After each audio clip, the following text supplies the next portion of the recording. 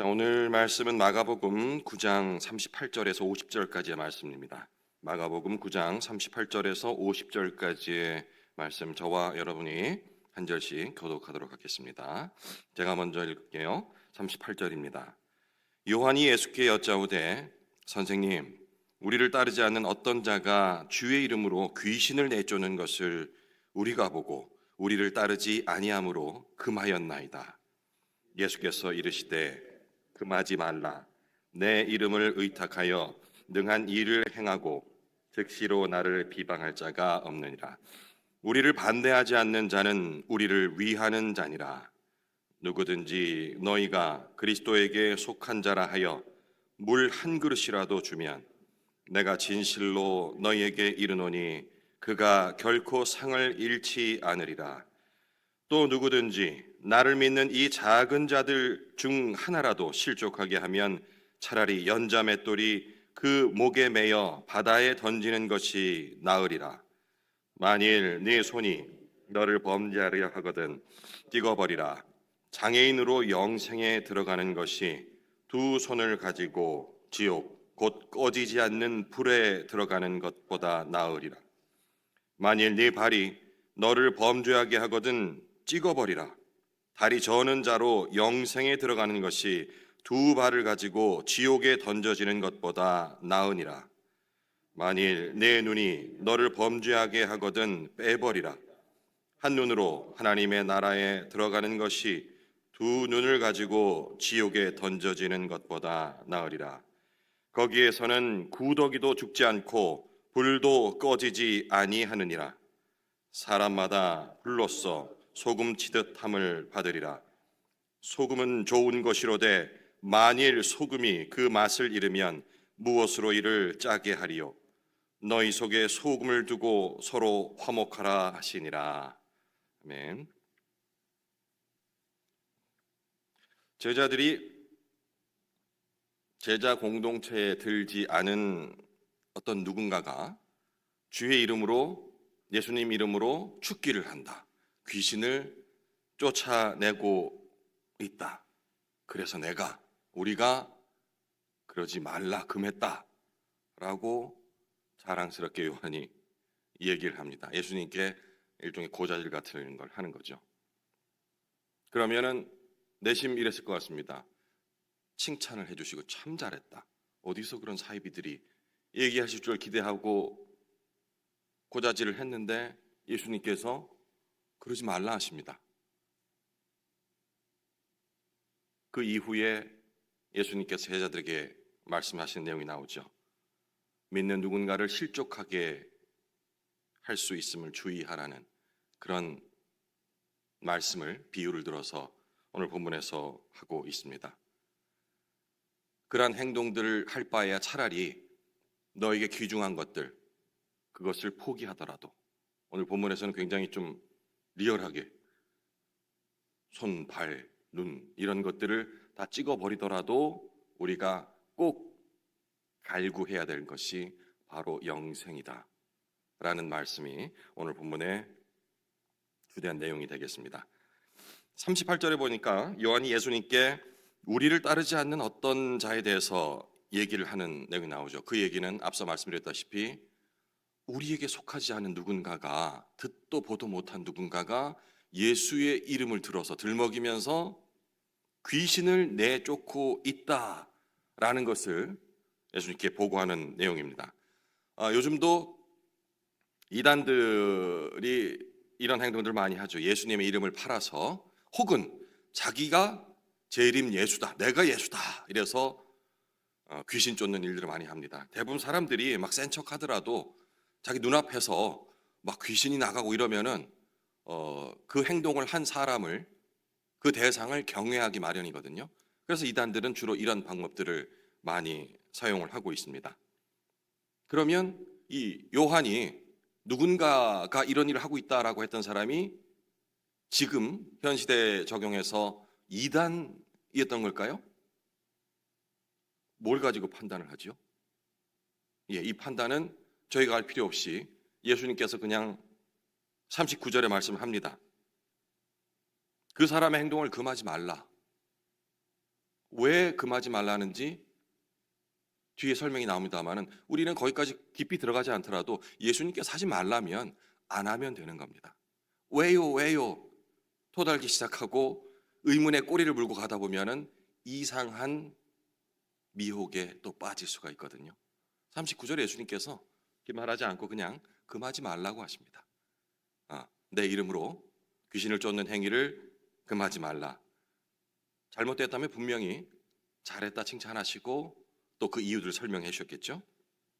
그러면 요한이 우리를 따르지 않는다라고 고백했던 그 우리가 뭘까요?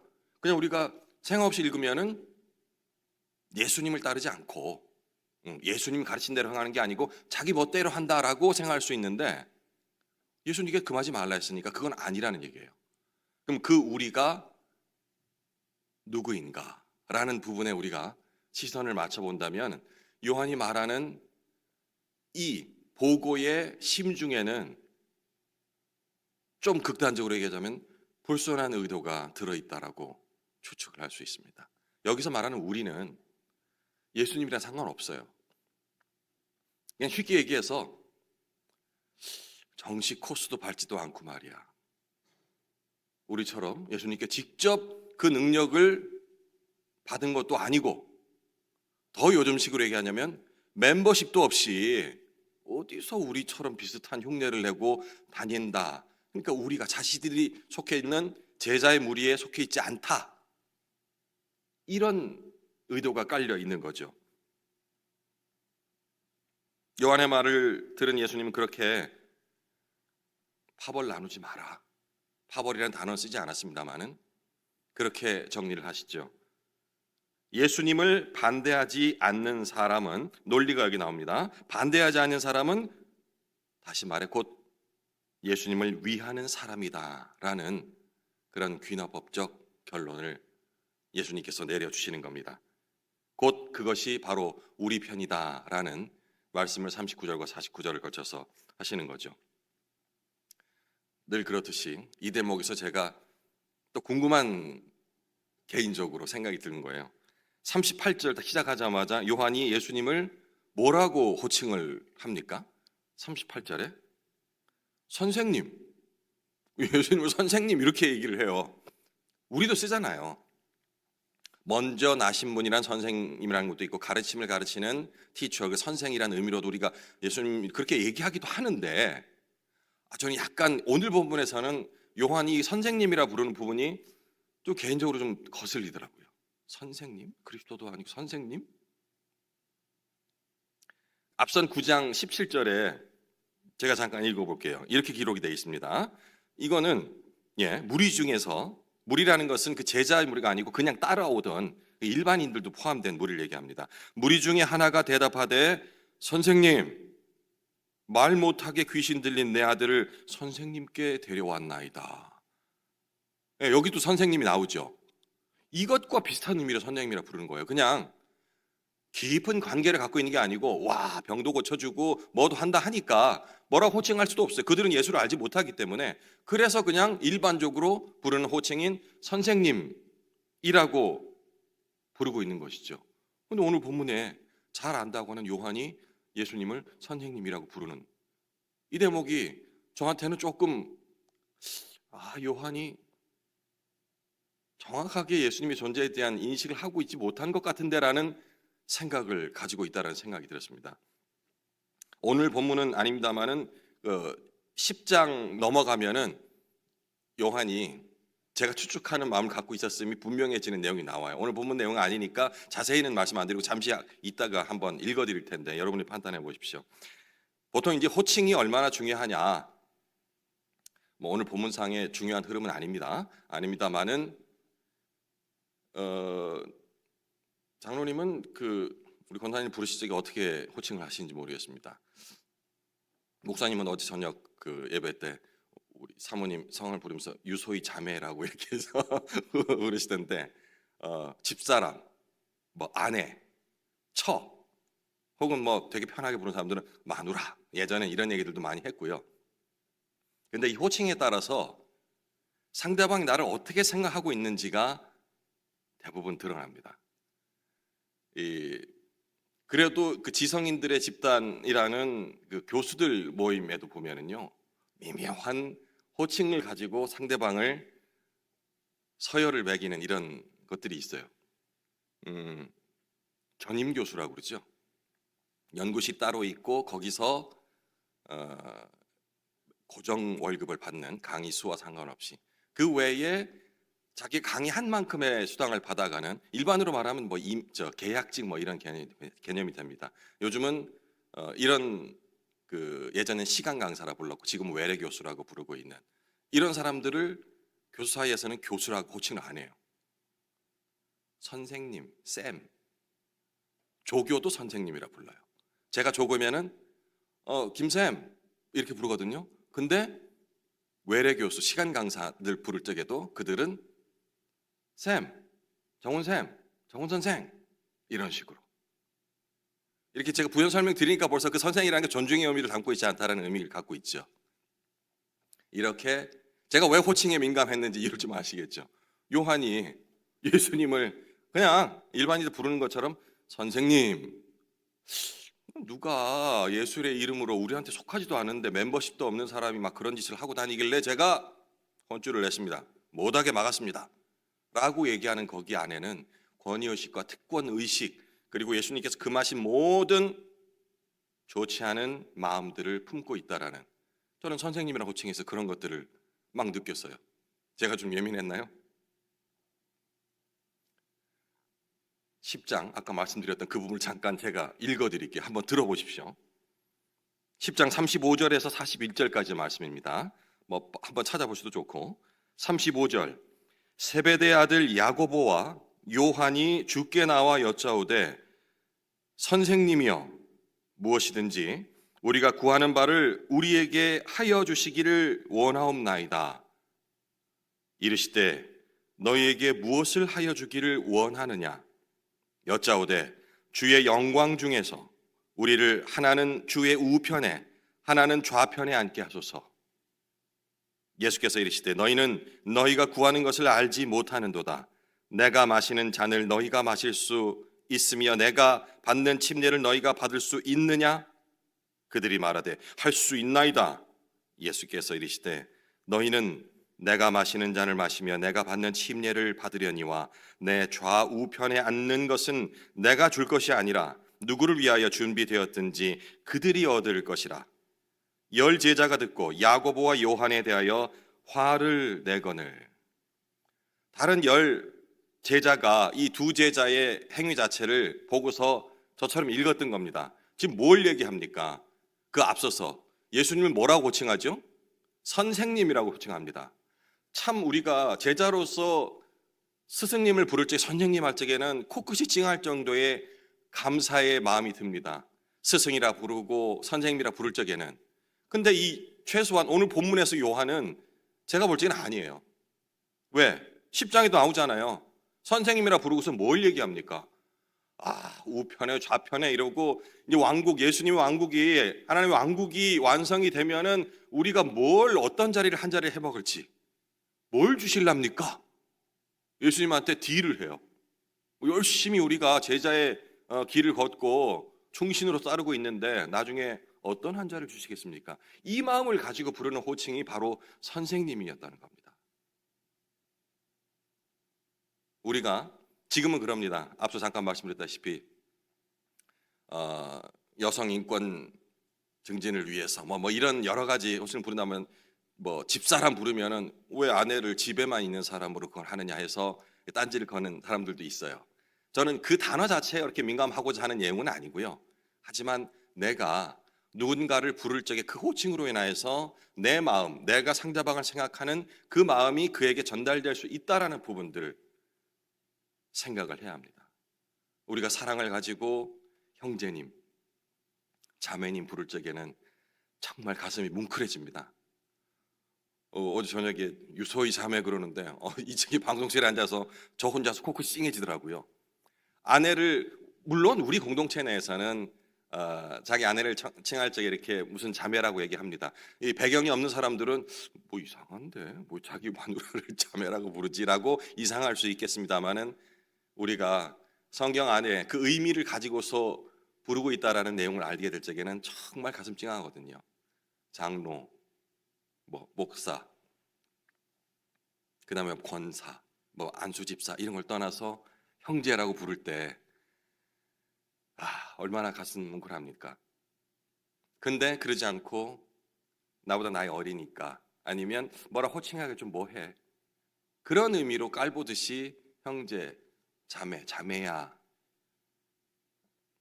이런 것들은 우리가 지향해야 되는 부분들이 아닐까, 그런 생각을 잠시 해봤어요. 중요하지 않다고 하고서 되게 많이 얘기했죠. 이게 스피치 기법 중에 또 하나입니다. 우리가 별로 부담 갖지 않을 만한 내용들을 잔뜩 얘기하고, 그리고 말이야 이러면서 그때 살짝 실제 하고 싶은 얘기를 붙였을 적에 오히려 더 기억이 잘 난다라고 그러죠.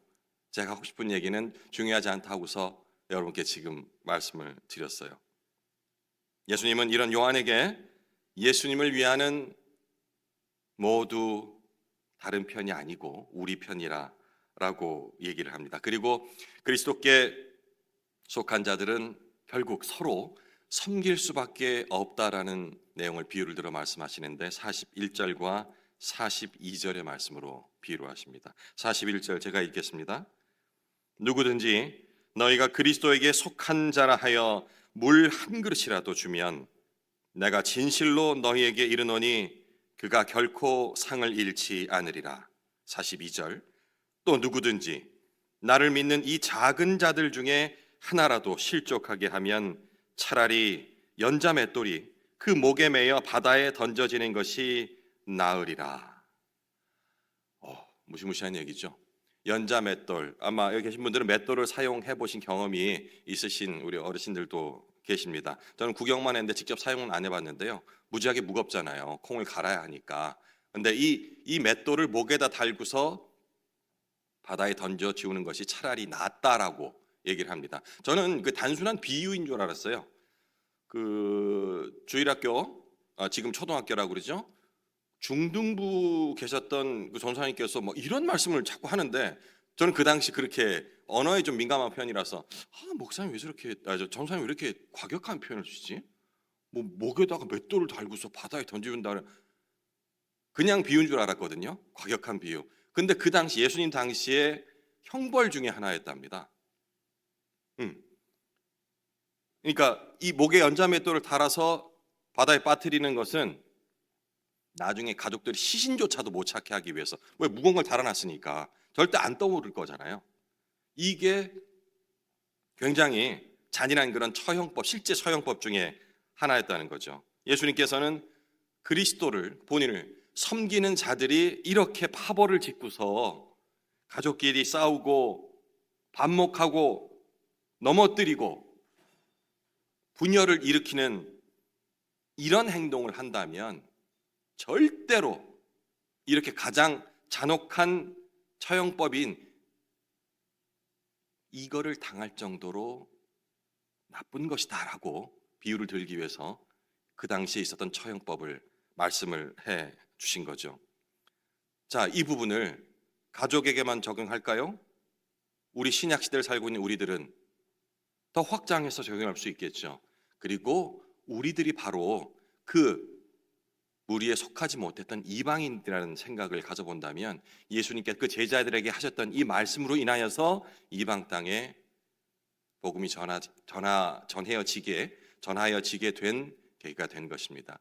이것들을 착각하고 있으면 우리는 우리만의 예배, 우리만의 신앙, 우리 교회는 그래도 초대교회 모습을 충분히 닮아가고 있어, 호칭도 형제 자매하고 정말 자기 욕심 없이, 이런 미사역으로 또 다시 벽을 치고 제자들과 똑같은 우리와 별개의 다른 공동체, 헛공동체야, 거기는 규모는 크지만 진짜 실제 사랑이 없어 라는 똑같은 요한과 같은 말을, 멤버십도 없는 그들이, 예수를 제대로 알지 못하는 그들이 우리보다 얼마나 낮은 곳에 있는지, 다른 존재인지라는 편견을 또 가질 수 있다라는 얘기가 되겠습니다. 이 편견을 버릴 때에 다른 언어를 사용하는 우리들이 되겠죠. 그들로 본다면 다른 문화, 우리와 좀 다를 수 있습니다.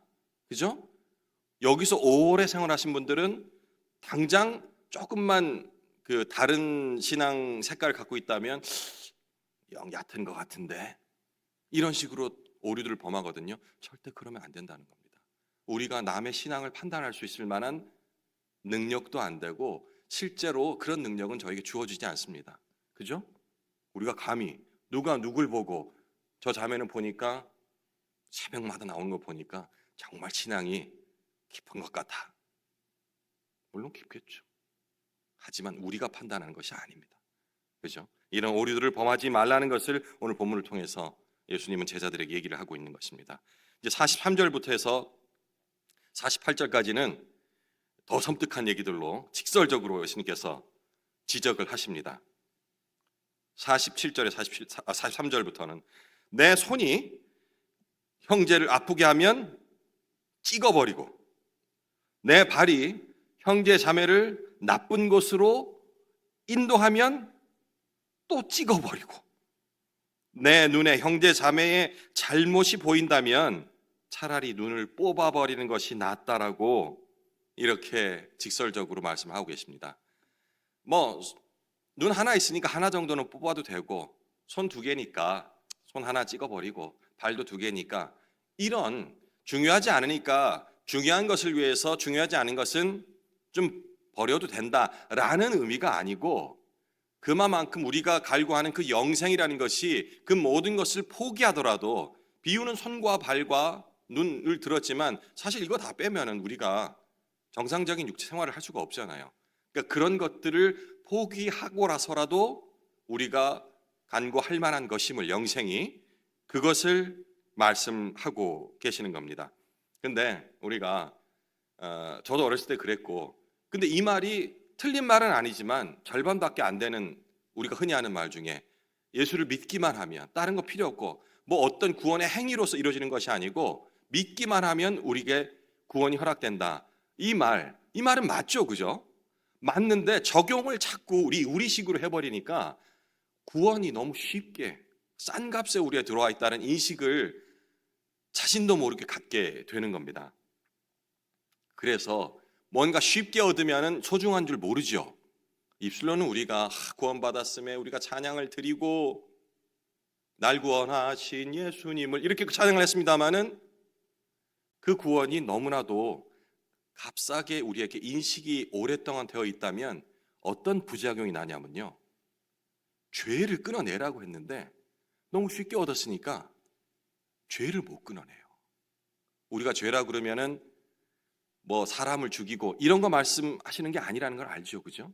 예수님께 사랑한 것을 하지 않는 것, 하나님을 알지 못하는 것, 이게 가장 큰 죄라 했습니다.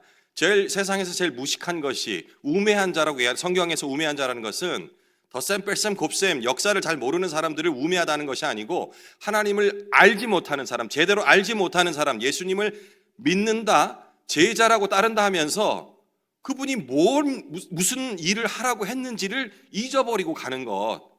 세상에 욕심을 두지 말라 했는데 내가 어떤 한 자리를 얻겠습니까? 라고 묻는 이 행동 자체를 우매하다고 한 것이거든요. 곧 우매한 것은 며칠 전에 있었죠. 우매한 것도 죄라고. 너무 가혹한 거 아니야? 날 때부터 머리가 별로 안 좋은데 그게 무슨 죄라고. 그 우매함이 아닙니다. 예수를 잘 알고자 찬양을 드리고 성경 공부를 했으나 머리로는 알되 내 생활에는 녹여내지 못하는 그야말로 값싼 구원을 우리 속에 갖고 있다면 죄는 절대로 끊어질 수 없다라는 그런 얘기가 되겠습니다. 그 죄를 끊어내기 위해서는 어떠한 희생이라도 치러야 한다. 손이 됐건 발이 됐건 눈이 됐건 이해할 수 있습니다 라고 고백하신다면 제가 그분께 여쭙습니다. 자녀를 데려가도 괜찮겠습니까? 아멘하고 답하기가 쉽지가 않죠.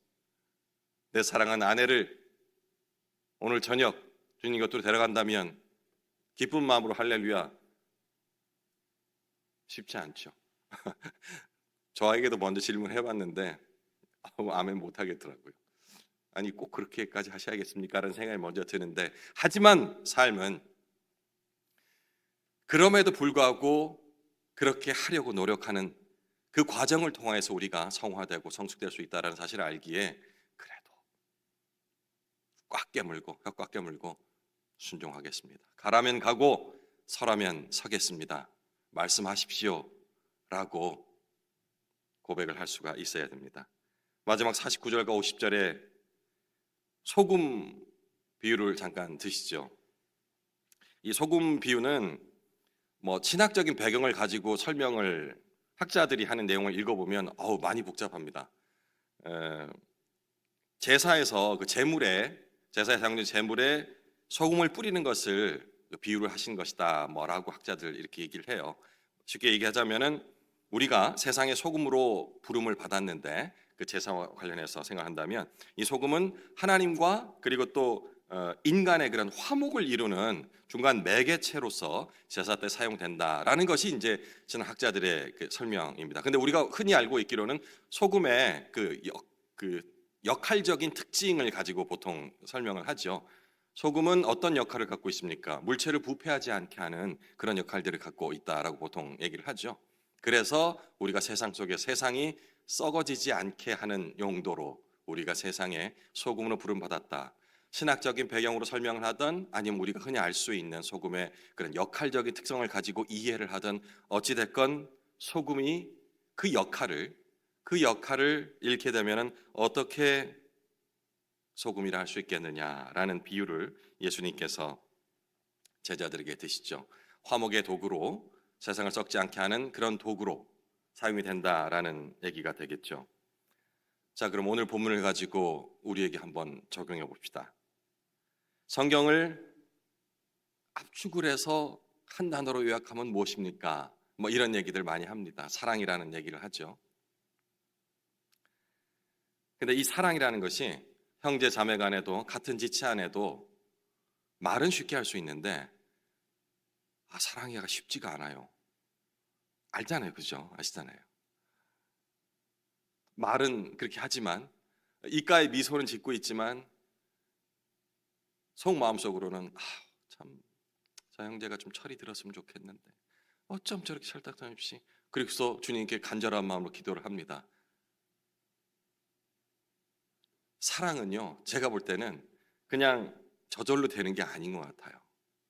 노력이 있어야 돼요. 그것도 진짜 간절한 마음이 있지 않으면 형제 자매를 피를 나눈 형제 자매들 더 그렇습니다. 사랑하는 게 쉽지가 않아요. 더 무게감을 치러볼까요? 진짜 사랑하려면 사명감이 있어야 되는 것 같습니다. 그동안 사회적인 어떤 경험들을 통하여서 판단의 기준들이 다 서 있잖아요. 여기 앉아 계신 분들은 다들 50 이상, 인생의 반평생 이상씩은 다 사시고 어쩌면은 이제 주님 부르실 날을 소망하는 마음으로 마무리하는 인생의 많은 연륜을 가지신 분들이지만 누군가를 사랑한다는 것이 더군다나 이뻐할 짓을 하나도 하지 않는 누군가를 사랑한다는 것은 절대로 그냥은 이루어지지 않는다는 것. 노력, 심지어는 사명감까지도 가져야지 가능하다는 얘기가 되겠습니다. 요한이 자기가 받았던 예수님 거로 직접 받았던 그 능력을 가지고 우쭐해져 있을 때 예수님 바로 이 지점을 지적하시는 것이겠죠. 그 마음 자체가 바로 사랑의 마음입니다. 물론 오늘 본문에서는 파벌을 나누지 말라. 제가 비유 안 들어도 되겠죠.